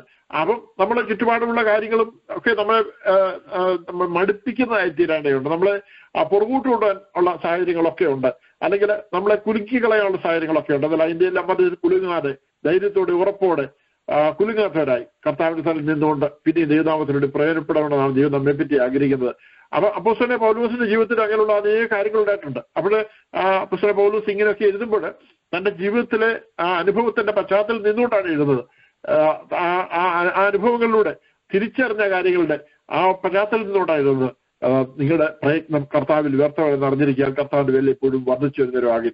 റോമർക്ക് 8:18 ഇങ്ങനെ വായിക്കുന്നു, നമ്മിൽ വെളിപ്പെടുവാനുള്ള തേജസ് വിചാരിച്ചാൽ ഈ കാലത്തിലെ കഷ്ടങ്ങൾ സാരമില്ല എന്ന് ഞാൻ എണ്ണുന്നു. ഹല്ലേലൂയ. അപ്പം നമ്മുടെ വെളിപ്പെടുവാനുള്ള തേജസ് അത് നിത്യ ജീവനം നിത്യരായത്തിലെ ജീവനം ജീവിക്കുന്ന സമയം എന്ന് പറയുന്നത് അതൊരിക്കലും അവസാനിക്കുന്ന സമയമാണ്. അതുമായിട്ട് നമുക്ക് ഈ ലോകത്തിലെ സമയം കമ്പയർ ചെയ്ത് വളരെ നിസ്സാരമായ ഒരു ചെറിയൊരു സമയമേ ഉള്ളൂ നമുക്ക് ഇവിടെ കിട്ടുന്നത്. അപ്പം ആ ചെറിയൊരു ജീവിത കാലയളവിൽ നമ്മൾ കഷ്ടങ്ങളും ഭാരങ്ങളും കടന്നു പോകുമ്പോൾ അത് എന്തുകൊണ്ടെന്ന് ചോദിച്ചാൽ അവിടെ പകച്ചു നിൽക്കുവാനല്ല. അപ്പോസ്തലൻ പൗലോസ് പറയുന്നത് നമ്മൾ വെളിപ്പെടാനുള്ള തേജസ് വിചാരിച്ചാൽ ഈ കാലത്തിലെ കഷ്ടങ്ങൾ സാരമില്ല എന്ന് ഞാൻ എണ്ണുന്നത് എന്ന് പറഞ്ഞുകൊണ്ട് തന്നെ നമുക്കും അതുപോലെ തന്നെയുള്ള ഒരു ദർശനം പ്രാപിക്കേണ്ടിയിരിക്കണം. ഈ കാലത്തിലെ കഷ്ടങ്ങൾ എതുമില്ല, വരുവാനിരിക്കുന്ന ആ നിത്യ ജീവൻ അത് എന്ന് നിലനിൽക്കുന്നതാണ്, അതൊരിക്കലും അവസാനിക്കുന്നതാണ്. അതുമായി കമ്പയർ ചെയ്യുമ്പോൾ ഈ ലോകത്തിന്റെ ജീവിതം 100 വയസ്സ് ജീവിച്ചാൽ പോലും അത് വളരെയേറെ ഒരു ചെറിയൊരു കാലയളവാണ് എന്ന് നമുക്ക് മനസ്സിലാക്കി ഈ ദിവസങ്ങൾ പിന്നെയും ധൈര്യത്തോടെ ദിവസം ഉൾപ്പെടെയാക്കണം. 7-ാം വാക്യത്തിൽ പറയുന്ന ഈ ഫിലിപ്പി ലേഖനം 1:7 വാക്യത്തിൽ പറയുന്ന 2 കാര്യങ്ങൾ, പ്രതിവാദവും സ്ഥിരീകരണവും, defence and confirmation of the gospel. പ്രതിവാദവും സ്ഥിരീകരണവും സുവിശേഷത്തിലെ 2 പ്രധാന ഘടകങ്ങളാണ് സുവിശേഷത്തിന്റെ പ്രതിവാദവും സ്ഥിരീകരണവും, defence and confirmation of gospel എന്ന് പറയുന്നത്. സുവിശേഷ സത്യങ്ങളെ വാക്കുകളാൽ സംരക്ഷിക്കുകയും ജീവിതത്താൽ സ്ഥിരീകരിക്കുകയും വേണം. വിശ്വാസ സംരക്ഷണം എന്നുള്ളത് സുവിശേഷം അറിയിക്കുന്ന എല്ലാവരുടെയും ഉത്തരവാദിത്തമാണ്. പൗലോസിന്റെ ബന്ധനങ്ങൾ ഒരിക്കലും തന്നെ നാവിനെയോ തുലുകയും ബന്ധിച്ചില്ല, അല്ല എഴുത്തിനെയോ തടസ്സപ്പെടുത്തി നമുക്ക് കാണാൻ സാധിക്കും. അടിക്കപ്പെട്ട് ചങ്ങലയില് തടവറയിലായിരിക്കുമ്പോൾ അവിടെ പാടി സ്തുതിക്കുകയാണ്. അവിടെ ചുറ്റുപാട് തടവുകാരൊക്കെ നോക്കി നിൽക്കുകയാണ്. ആ തടവുകാർക്കും ജയിലറിന്റെ മുമ്പ് വലിയൊരു ദൈവപ്രവൃത്തി വെളിപ്പെടുത്തി നമ്മൾ വായിക്കുന്നത്. അപ്പോൾ എന്തൊക്കെ ഉണ്ടായാലും അതൊന്നും നമ്മുടെ സുവിശേഷ പ്രവർത്തനങ്ങളെ ആരാനെയൊന്നും ബാധിക്കാത്തതുകൊണ്ടാണ് ഈ ദിവസങ്ങളിൽ ശക്തിയോട് മുന്നോട്ട് വേണ്ടിയാ തീരണം. ഹല്ലേലൂയ. 2 തിമോഥെയോസ് 2:9 അതാകുന്നു എന്റെ സുവിശേഷം, അത് അറിയിക്കുന്നതിൽ ഞാൻ ദുഷ്പ്രവർത്തിക്കാൻ നമ്മൾ ചങ്ങല ധരിച്ച് കഷ്ടം സഹിക്കുന്നു, ദൈവത്തിനോ ബന്ധനം ഇല്ല. പ്രവർത്തികള് അപ്പോസ്തലപ്രവൃത്തി 26-28 29 വാക്യങ്ങൾ ഇങ്ങനെ നമ്മൾ വായിക്കുന്നുണ്ട്. അഗ്രിപ്പ പൗലോസിനോട് ഞാൻ ക്രിസ്ത്യാനിയായി തീരുവാൻ നീ എന്നെ അല്പം കൊണ്ട് സമ്മതിപ്പിക്കുന്നെന്ന് പറഞ്ഞു. അതിന് പൗലോസ്, നീ മാത്രമല്ല ഇന്നെന്റെ പ്രസംഗം കേൾക്കുന്നവർ എല്ലാവരും അല്പം കൊണ്ടാകട്ടെ അധികം കൊണ്ടാകട്ടെ ഈ ചങ്ങല ഒഴിയെ എന്നെ പോലെ ആകണം എന്ന് ഞാൻ ദൈവത്തോട് അപേക്ഷിക്കുന്നു എന്ന് പറഞ്ഞു. അപ്പൊ താൻ ചങ്ങലയിലായിരിക്കുമ്പോഴും താൻ പറയുന്ന സുവിശേഷത്തിന് ബന്ധനമില്ല. അത് മാത്രമല്ല, കർത്താവ് മുൻകൂട്ടി പറഞ്ഞതുപോലെ ചങ്ങലയിലായിരിക്കുന്നത് രാജാക്കന്മാരോടും അധിപതികളോടും ഒക്കെ സുവിശേഷം അറിയിക്കാനുള്ള അപൂർവ അവസരമായി കരുതി. സുവിശേഷം കടന്നു വരുവാൻ ബുദ്ധിമുട്ടുണ്ടെങ്കിൽ സുവിശേഷം അറിയിക്കുവാൻ പൗലോസിനെ കഴിഞ്ഞ് നമുക്ക് കാണാൻ സാധിക്കും. നമ്മയും ദൈവം ഓരോരോ സ്ഥാനങ്ങളിൽ ആക്കി വെച്ച ഇടങ്ങളിൽ നമുക്കല്ലാതെ മറ്റാർക്കും സുവിശേഷത്തിന്റെ സാക്ഷിയായി നിൽക്കുവാൻ, നമ്മളെ ആക്കിയ സ്ഥാനത്ത് മറ്റാർക്കും സാക്ഷിയായി നിൽക്കുവാൻ കഴിയാതിരിക്കെ നാം നമ്മുടെ ഉത്തരവാദിത്വം നന്നായി നിർവഹിക്കുന്നുണ്ടോ എന്ന് നമ്മോട് തന്നെ ചോദിക്കേണ്ടത്. ഹല്ലേലൂയ. ഇക്കാര്യത്തോടൊപ്പം മനസ്സിൽ കേൾക്കുന്ന ഒരു സംഭവം കൂടി പറയാൻ ആഗ്രഹിക്കുന്നു. 1990 മുതൽ 2005 വരെ ഞാൻ ഒരു സ്ഥാപനത്തിൽ ഇവിടെ ഈ രാജ്യത്ത് ജോലി ചെയ്ത് വന്നിരുന്ന ആ സമയത്ത് 92 ഞാൻ വിശ്വാസത്തിൽ വന്നതിന് ശേഷം ആ സ്ഥാപനത്തിൽ പലരും രക്ഷിക്കപ്പെടുന്ന ഇടയായി തീർന്നു. ആരുമില്ല സ്ഥാനത്ത് ദൈവം അവിടെ പലരെ അവിടെ തന്നു. 2005 ആ സ്ഥാപനം പെൻസിൽവേനിയയിൽ ടെന്നസിലേക്ക് മാറ്റിക്കൊണ്ടു പോയതിനാൽ അവിടെ ഉണ്ടായിരുന്ന എല്ലാവരുടെയും ജോലി അവിടെ അവസാനിക്കുകയായിരുന്നു. അപ്പൊ എല്ലാവരും യാത്ര പറയുന്ന സമയത്ത് ഞങ്ങളുടെ അടുത്ത ഡിപ്പാർട്ട്മെന്റ് ജോലി ചെയ്യുന്ന ഒരു സഹോദരി ഞങ്ങൾ എപ്പോഴും കാണാറുണ്ട്. ഞങ്ങളൊക്കെ സുവിശേഷം അറിയിക്കുന്നവരാണെന്നും ആ സഹോദരിക്ക് അറിയാം. അപ്പം മറ്റൊരാൾ പറഞ്ഞത് ആ സഹോദരി പാസ്റ്ററുടെ മകളാണെന്നാണ്. 15 വർഷം ഞങ്ങളെല്ലാവരും ജോലി സ്ഥാനത്ത് അനേകം സുവിശേഷം കേട്ടു, അനേകം കർത്താവിന്റെ സന്നിധിയിലേക്ക് രക്ഷിക്കപ്പെട്ട് കടന്നു വന്നു. അതേ സ്ഥാനത്ത് വിശ്വാസിയ ഒരു വ്യക്തി, അതൊരു പാസ്റ്ററുടെ മകൾ, താൻ്റെ വിശ്വാസിയാണെന്ന കാര്യം പോലും ആരും അറിയാൻ സൂക്ഷിച്ചത്. ഞങ്ങൾക്ക് വിശ്വസിക്കാൻ പ്രയാസമായിരുന്നു. അപ്പം അത് താനൊരു വിശ്വാസിയാണ്, പാസ്റ്ററുടെ മകൾ, ഇതൊന്നും ആരും അറിയാതെ വളരെ രഹസ്യമായി ആയിരിക്കുന്ന ഒരവസ്ഥ. അപ്പൊ നമ്മൾ ദൈവം വിളിച്ചത് നാം ഒരു രക്ഷിക്കപ്പെട്ട വ്യക്തിയാണെന്ന കാര്യം മറച്ചു വെച്ച് രഹസ്യ ക്രിസ്ത്യാനിയെ ജീവിക്കാനല്ല, പിന്നെയോ ഏതൊരു പ്രതികൂല സാഹചര്യങ്ങളും കർത്താവിന് വേണ്ടി ധൈര്യത്തോടെ നിൽക്കുവാനായിട്ടും ദൈവം നമ്മെ വിളിച്ചിരിക്കുന്നത്.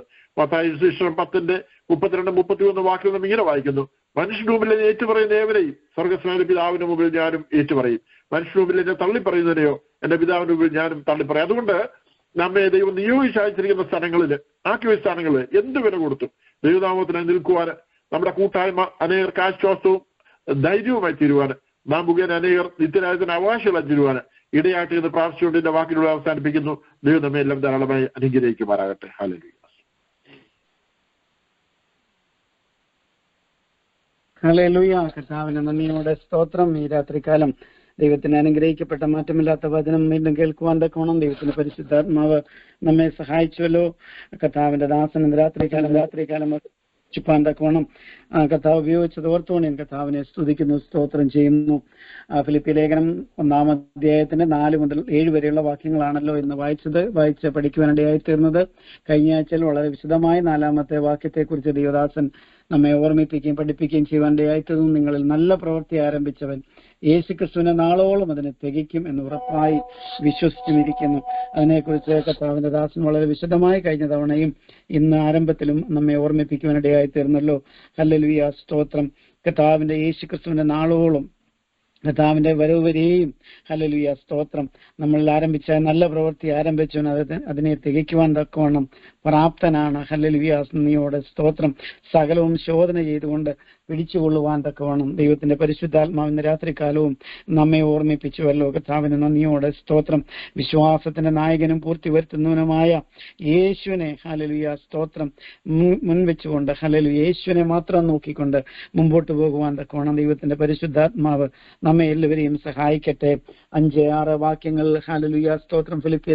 ഫിലിപ്പിയാലുള്ള ദൈവമക്കള് ദൈവദാസൻ അപ്പോസ്തലനായ പൗലൂസിന് നല്ല കൂട്ടായ്മ കാണിച്ചതായ അനുഭവത്തെക്കുറിച്ചൊക്കെ നാം കേട്ടുവല്ലോ.